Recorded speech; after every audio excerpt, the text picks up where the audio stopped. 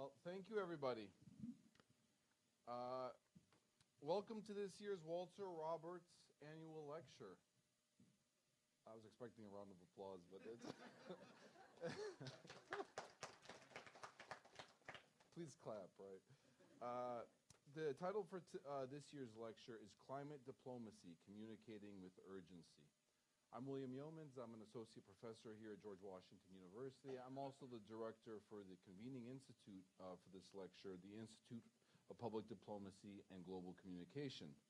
So I'd like to welcome you on behalf of our wonderful institute, as well as the Walter Roberts Endowment, which supports many of the institute's activities, including this annual lecture. I'd also like to welcome you on behalf of Planet Forward, who's been our wonderful co-sponsor, and the director of Planet Forward, the founding director of Planet Forward, will be our moderator for the Q&A, Frank Cesno. I'll introduce him more properly later. Tonight we'll be hearing a talk by our guest, Ambassador Bergdís Ellertsdóttir, and then we'll have a short Q&A with Frank Cesno, and then we'll have a Q&A with the audience. I did want to give a special welcome to our live stream audience who are out there in the world somewhere tuning in tonight. We hope to provide a stimulating and provocative conversation about how we can advance climate through diplomacy. To properly welcome the ambassador, I'd like to ask Bill and Patricia Roberts to come up. Without Bill and Patricia Roberts' support of our efforts to honor Walter's legacy, we wouldn't be able to do so. And so I am very honored to welcome them both and invite them up. So please come on up. Sorry I didn't give a proper bio, but we're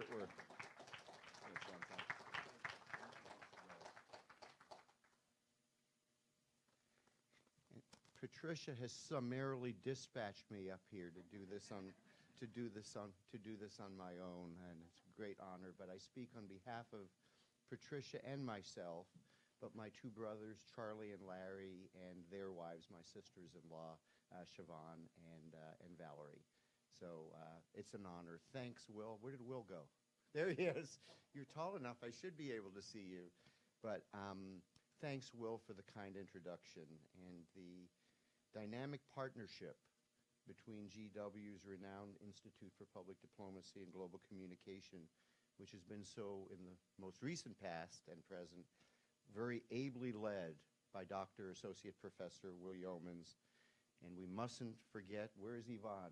Yvonne, the real power behind this entire operation. Thank you. And I think Will recognizes that as well, but Patricia and I certainly do. So thank you so much. And the other party, as Will alluded to, the Walter Roberts Endowment, so brilliantly stewarded for the past 3 years by Dr. Patricia Pat Kabrak. Pat, I think you're here. There you are. It's been an honor to serve with you and some of your predecessors who are here, and other members of the board, both present and past. So thanks so much. But this partnership brings you this 2023 annual Walter Roberts Lecture, Climate Diplomacy, Communicating with Urgency.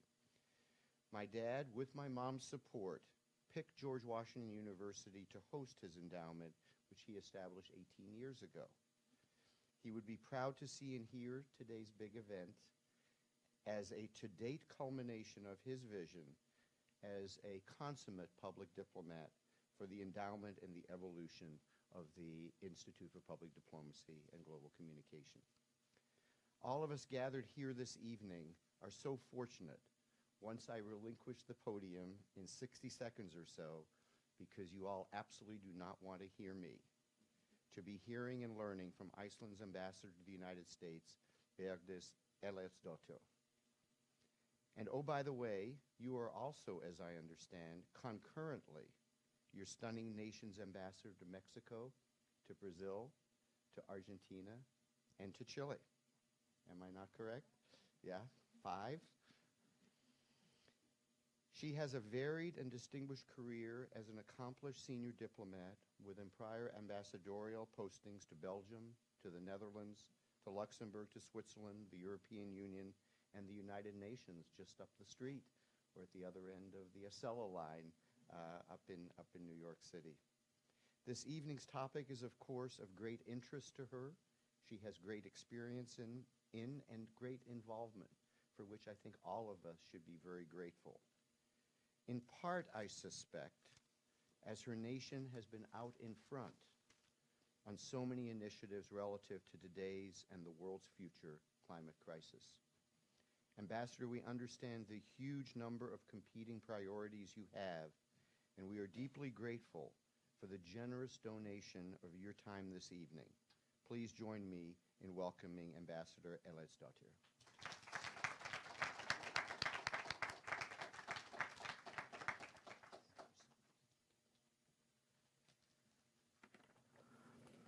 Thank you so much, and I must say that I'm truly honored and humbled to be here tonight and to speak on, you know, the Walter Roberts,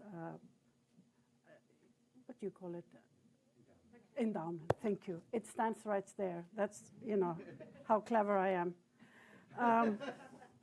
But thank you so much for the introduction, for all of you to coming here tonight. And I mean, I'm very, you know, it's a pleasure to speak, and sometimes also difficult, about this, you know, the most pressing challenges of our times, the climate crisis, as you rightly put it, and its effects on all of us, and not the least of the future generation. Some of you are in the room here. I also want to thank William Jonmans. I mean, people are talking about my name. You know, is it the right pronunciation, Jonmans? And of course, Frank says no. It's great to be here with you tonight. So we all hear all days warnings and urgent calls from scientists around the world that more must be done to respond to the climate crisis. But how to communicate this urgency effectively in times of all sorts of misinformation, not only about climate, with all the other crises around the world. I mean, Ukraine, Africa, the Middle East. It's difficult to have people focus on this urgent matter that we all need to tackle together. Am I supposed to? Maybe, yeah, okay. So just you know where we are. And this is even when we are all seeing and feeling the effects of climate change all around the world. I mean, millions of people are affected by it, by extreme heats, by drought, by erratic rain levels, polluted air, rising sea levels. I mean, the list goes on and on. So we need to drastically reduce greenhouse gas emissions. So the Arctic, where, yeah, this one. No, this is, okay. So the Arctic is where we are situated. And the Arctic has been warming nearly 4 times faster than the rest of the globe during the 40 years or so. And nowhere is the kind of the change as visual as there. And it's important to understand that what happens in the Arctic, as we say, doesn't stay in the Arctic. It will have consequences elsewhere. But the Arctic is far away. Even for Americans, Alaska is far away, the US Arctic. I wanted to tell you a little bit about the Arctic Council, because there are 8 states that call themselves the Arctic. I mean, most of you know this. It's the Nordic states, it's Canada, the US, and of course Russia. And these countries have put a strong emphasis on the climate change, especially the Arctic marine environment. I mean, for us, Iceland, we live from this, I mean, fisheries is still the backbone of our economy. So the marine environment, plastic pollution in the ocean have been issues that we have been raising and using the platform of the Arctic Council to deal with. But Russia's brutal invasion of Ukraine has affected the cooperation in the Arctic severely. So I can just say very bluntly that there is no cooperation now in the Arctic or the Arctic Council. So the cooperation is on hold, but as you know, the melting in the Arctic and the warming is not on hold. So this is definitely a crisis. I wanted just to take you back a little bit and take you back some 100 years in Iceland. We were among the poorest countries in Europe, and Reykjavik was powered by coals and oil later on. But fuel shortage during the war, as well as economic hardship and the kind of lack of foreign currency, pushed us and the politicians to find a more sustainable solution to energy. So in the next decade, so in the 1930s, the first central heating system in the world was implemented in Reykjavik. This is one of the biggest schools in Iceland during those days. When Reykjavik, I mean, we were not even 200,000 people at that time. So this was expensive, it was difficult, but it had to be done. So we were forced to do this, and it became sort of our savior and made us to the country which we are today. It made our economy strong. It made us not dependent on import of fossil fuels for electricity and the heating of houses. So we are powered by 100% by renewable energy. It's geothermal and hydro. But still, I mean, it made perfect economic sense, as I said, and it changed our life drastically. There was some fish involved, but this was a big part of it. But still, global warming is felt in Iceland, and we can see our glaciers melting. I can see it with my own eyes. I remember the way the glaciers looked when I first traveled and what they are looking now. There's a great difference. And some of them have vanished completely. And I can tell you maybe more about that afterwards, because I promised to be short here, so we have more time for questions and answers. And I think the visibility of these effects make the public in Iceland and generally in the Nordics are more conscious about the effects of climate change. And the sentiment is that most people want to take part in, make an effort to be environmentally friendly, if you want to call it that, adopting more sustainable lifestyles, adhering to the circular economy, and so on and so forth. I think I've totally, I wanted to, I'll maybe talk about that later on, Frank, if you can remember, the vanishing glacier.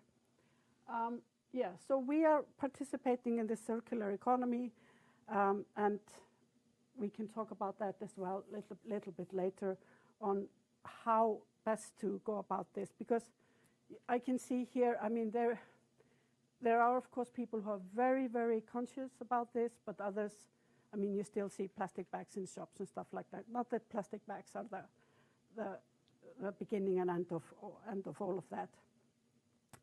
But I wanted also to go into some of the issues that the government has been dealing with in recent years in order to fulfill the goals of the Paris Agreement. And the messaging from the government and the focus have been involving municipalities, the private companies, individuals, in a collective effort to reduce emissions. So it's sort of a bottom-up approach. So we have a climate action plan, actions and all of that, independent from fossil fuels by 2050, and carbon neutrality before 2040. So, and we will try to cut greenhouse gas emissions by 55% by 2030, and 2030 is not far away. So I'm just going to see, so this is the aim to reduce the carbon emissions. So, but when it comes to energy, as I said, we're fortunate. We have the electricity, the house heating, that's all taken care of. What it leaves is the transport sector. And there we are very much like Americans. We like our cars. We need our cars. It's cold. Things are far away. But the good thing is that with incentive systems from the government, read taxes, electric cars have been, the percentage of electric cars has been growing fast. The only country in the world which has more electric cars than Iceland is Norway. Norway usually has everything better than we have. Don't quote me on that. But despite all these measures, I think I have the cars here, Since I'm trying to make this as short as possible. So, what did I say? Pictures, the sound and pictures do not go hand in hand. But this is just like reminding you of the renewable energy sources and things that we are doing. The electric cars, more than half of all vehicles in Iceland, the new ones. And okay. So despite all the measures taken, one might think that a country with 380,000 inhabitants, and certainly not being one of the world's big emitters, how we stay motivated in making the effort. And at the same time, we know that big corporations who are responsible for majority of the emissions are not doing a lot. I mean, only 25% of the top polluters in the world are aligning to the 1.5 Celsius pathway. So more needs to be done, and we need to make the companies accountable, companies and countries. And one way of doing this is to make them pay for the emissions. And that is something that has been tried in Europe, and we are part of that system of the European Union, the emission trading system. So which in a nutshell means that polluters pay for the greenhouse gas emissions. And it helps bring down emissions, and it generates revenues that can be used for the green transition. So today, I mean, I think the ETS covers about 40% of all EU's emissions, like it's big industry, manufacturing, aircraft operators, and soon there will also be including the maritime transport. And for us, this inclusion of the aviation sector was quite difficult, because aviation is a big part of our economy. Many of you have traveled maybe to Europe with Icelandic companies, make a stopover in Iceland, whatever, that's their kind of business deal. So aviation is a fairly big deal in Iceland, and always has been. Naturally so for an island in the middle of the Atlantic. But we still will implement that. Hopefully the prices of tickets will not go up too much. But anyway, so the challenges today is switching to sustainable use, to use resources more effectively and responsibly, and that must be on a global scale. But thankfully, we have innovation, we have research, we have development, and that will all play an essential role in all of this. If you want to be positive or optimistic, I mean, we hope that technology will help us along the way. But governments must lead by example, and of course that the same goes for businesses, and we all have a role to play, irrespective of the size of the country, the business, or the location, or whatever. And we have some great initiatives. Some of them have been led by the US, and we have participated in some very good initiatives, for example, in carbon management. And I think there is a lot of diplomacy in the climate sphere, so to speak, and we really need it. I mean, COP was just ending today. We'll see what exactly came out of it, but I see a lot of people, despite the news, are optimistic that some of the outcomes will really make a difference. So we have been using renewable energy, but we were also blessed with it, as we are also have volcanoes and geothermal energy, but that we could utilize to become energy dependent and using green energy solutions, which is of course the key to fight climate change. So we believe that Iceland has a story to tell, that our transition to renewable energy was at the time very difficult, very costly, but we can sort of try to be an example to other countries. And that would be our sort of message and our climate diplomacy. But we need to reach the goals set in Paris, and there we all need to work together. And there, of course, the US plays a huge role. And so we'll see what happens next year or the year after. But finally, I just wanted to make a note, because our Prime Minister was at the COP, and she was stressing that climate action needs to be inclusive. It's about human rights. We need to include the vulnerable, we need to include women, we need to include girls, indigenous, the rural, and the urban communities. So it's about justice. So around the globe, we see a lot of climate champions, some of whom have been in Frank Sesno's class, telling the positive stories. And we need these people, and we need all to be sort of champions for our planet. So I think I've not even used 10 minutes. Is that correct? Sort of. So I will just end it here and anxiously await the questions. So thank you so much.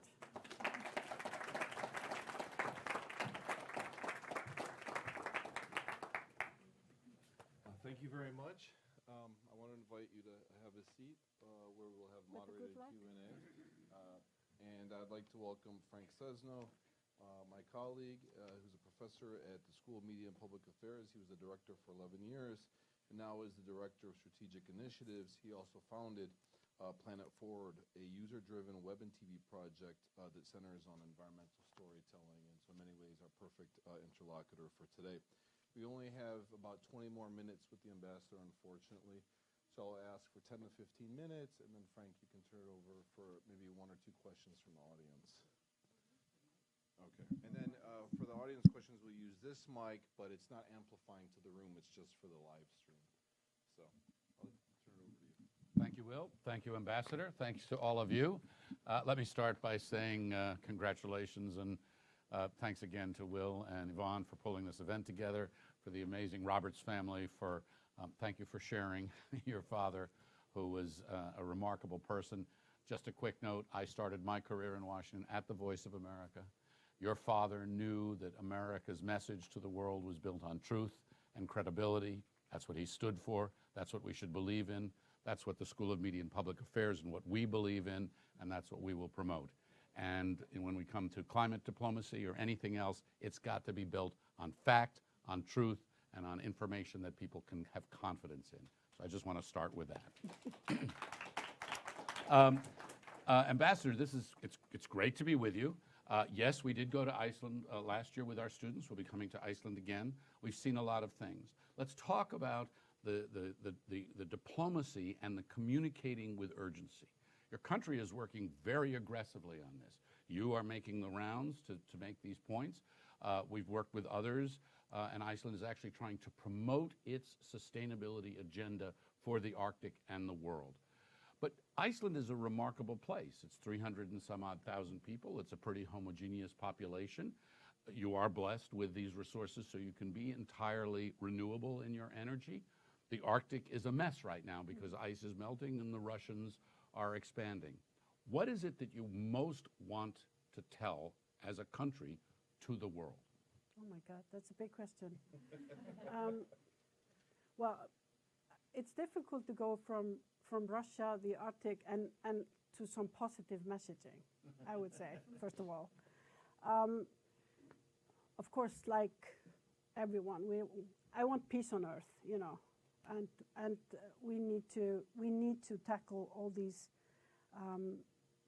issues that we are seeing around us, because the thing is that it's very difficult to get people into climate issues and making sacrifices, in a way, economic sacrifices for the good of the planet, if there's a war in their backyard, or if they have not enough to eat, or if they can't pay their mortgages or whatever.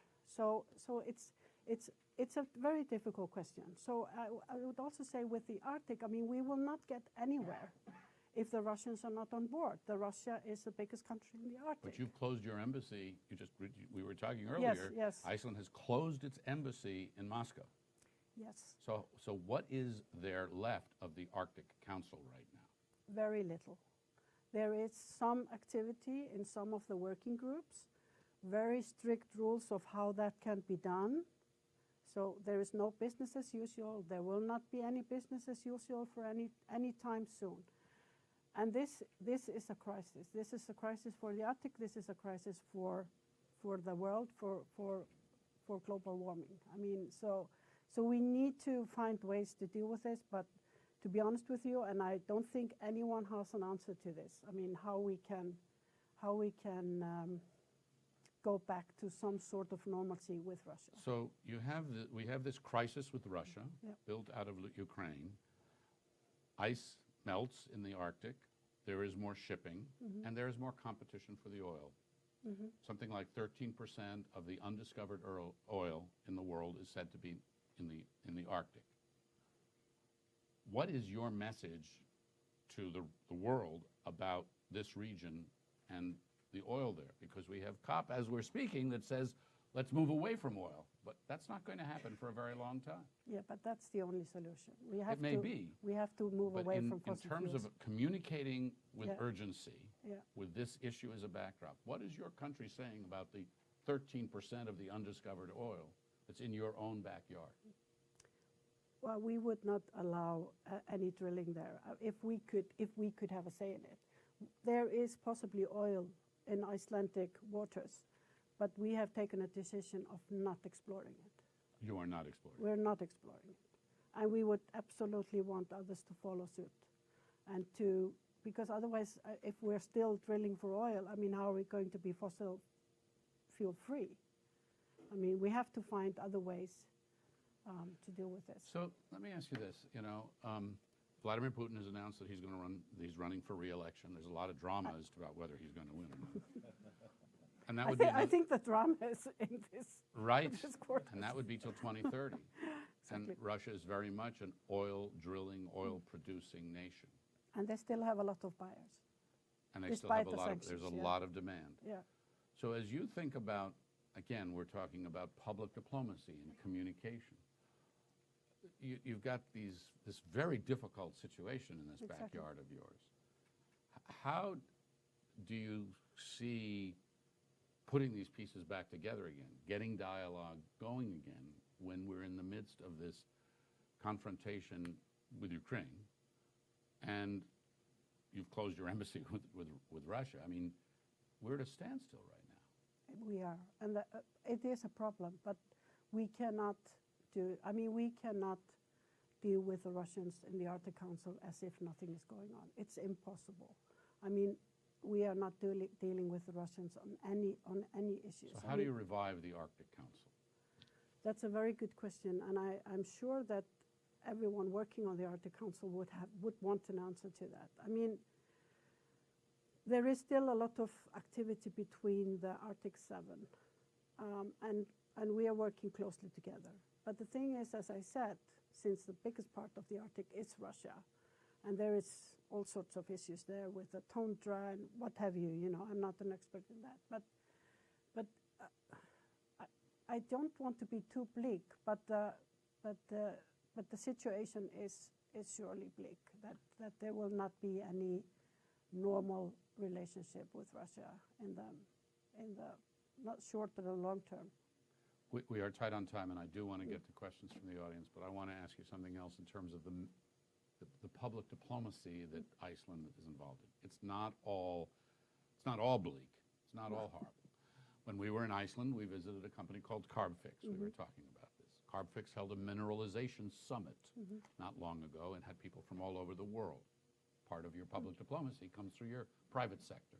Exactly. And what the mineralization summit was, and what they do, is they inject carbon dioxide into the basalt rock, and it turns into rock. It's a form of carbon storage and sequestration. You have the story that you tell about 100% of your energy comes from renewable sources. So how much of your public diplomacy is meant to show that you can be in the lead, that Iceland is in the lead, and even though you're a small country, try to provide that example for the rest of the world, that we can do this, we can find the technology and the solution? First of all, it's very interesting. I came to the United States as an ambassador 4 years ago. 4 years ago, I was talking about gender issues and gender equality all the time. I was not talking about energy. No one wanted to know anything about geothermal, whatever it was we're doing. I was talking about gender equality and, yes, and sort of kind of the Nordic welfare state and, you know, things like that. Now, I never talk about gender equality unless I can weave it into energy, which you can, and you can easily do it when it comes to the climate crisis. But the war in Ukraine has really put focus on energy security, and everyone is struggling now to find ways. So you could say that it has also helped, in a way, our thinking about energy, because now, like, geothermal energy is an issue in the US. People are looking into ways, can it be used here or there, or, you know, so, for example, DOE, I mean, Secretary Granholm is very focused on geothermal energy. So now I'm always talking about energy all the time. And so I think there we, as in with gender equality, we have a success story to tell. It doesn't mean that everyone can do exactly the same things as we are doing. And I really do understand that the United States is a huge country with very different, you know, needs and very different energy consumption, energy production, all of that stuff. But there is potential in most states in the US to use geothermal energy, for example. So that is kind of because that's for the good of everyone. That's the messaging. That's the messaging. I know we're very tight with time. I'll save a space at the end for you to talk about the glaciers and how that's changed, because I want to hear that story. But if we've got the mic here and we can put the mic on the road, and we'll start, well, why don't we start 1, 2, okay? And we'll take the mic to him, please. And then if you speak into the mic, then our audience who's joining us via live stream can hear. So please tell us who you are and fire away with your question. Speak loudly, too. So that everyone knows. Yeah, speak loudly so we can all hear you, because you don't amplify through the mic. Sure. Go ahead.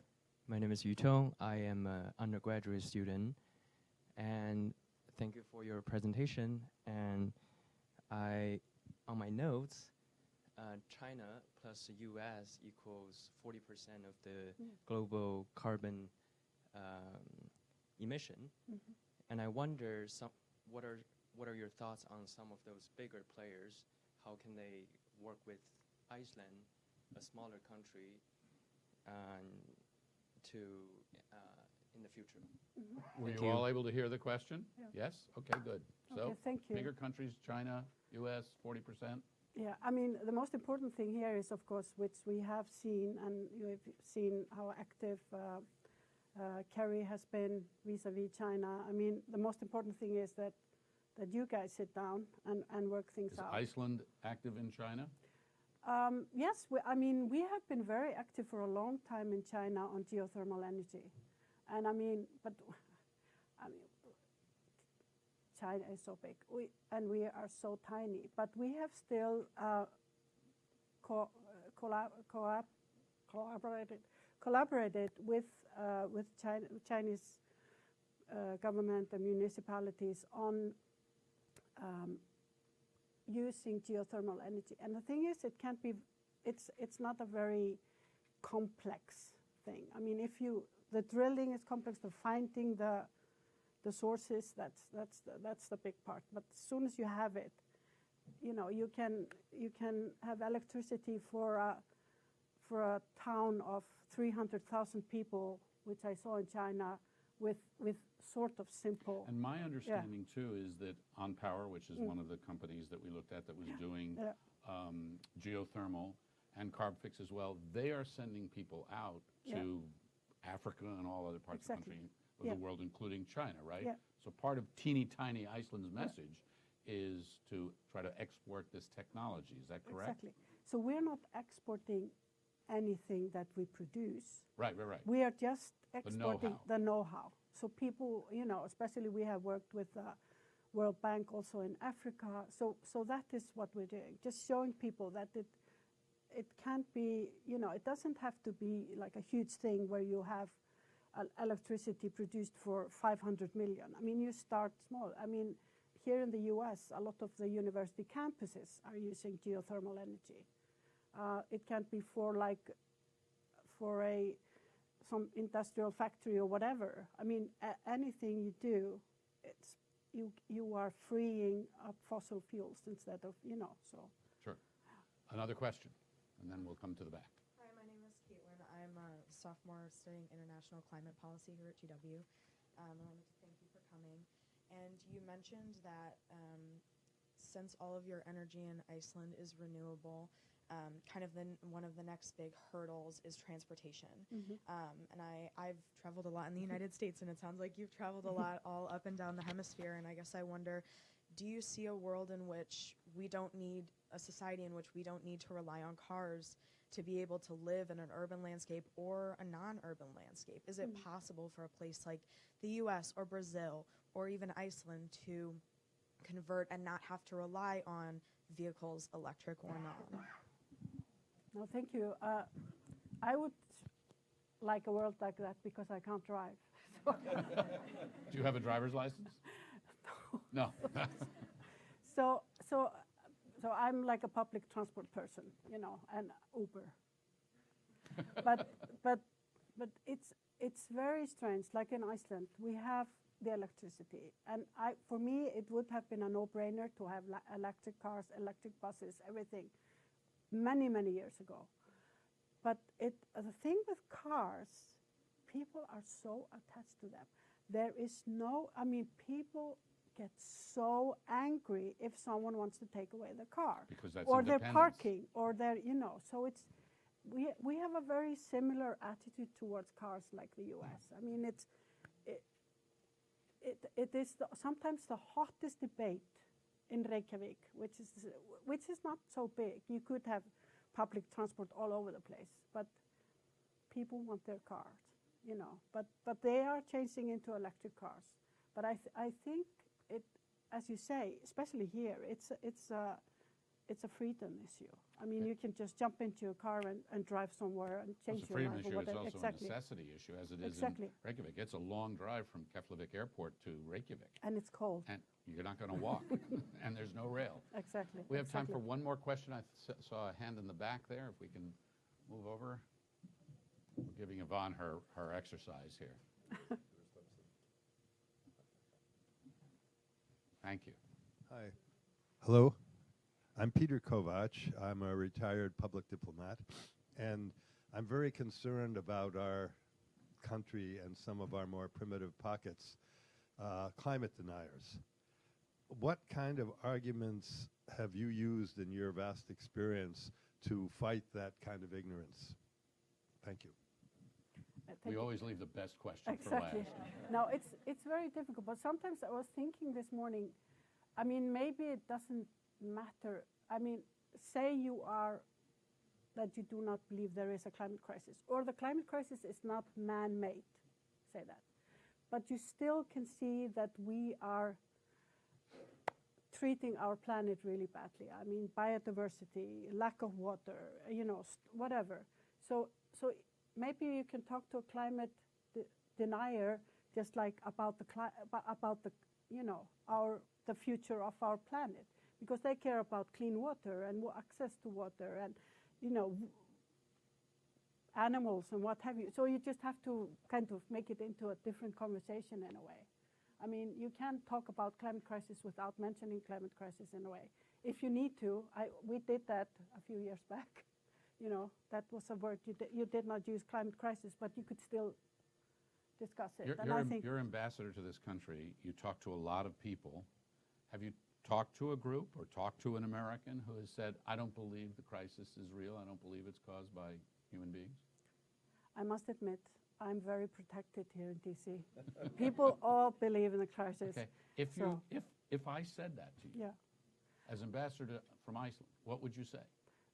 I would then just say, okay, it doesn't matter if there isn't a climate crisis, but you see with your own eyes that the glaciers are melting. So that is a problem we need to tackle. We see that water is getting scarce in the world. It's one of the most important, resource that we have. I mean, you can see the Great Lakes and the rivers here drying up. We have to do something about that. You make it real and relatable. Yeah, exactly. I know we need to be mindful of your time, and we need to let you go now. But before you do, I know you wanted to talk about that glacier and what you've seen in your life. Would you share that with us? No, I just wanted to say that, in my lifetime, I've seen, I used to be a tour guide in Iceland, so we have this one glacier that actually disappeared. Are you going to do this? Which is called Ork, and this was like, Ork is okay, and it's definitely not okay that it vanished. So came a time that this glacier, which I have known since I was a child and we couldn't recognize it from afar, ceased to be a glacier.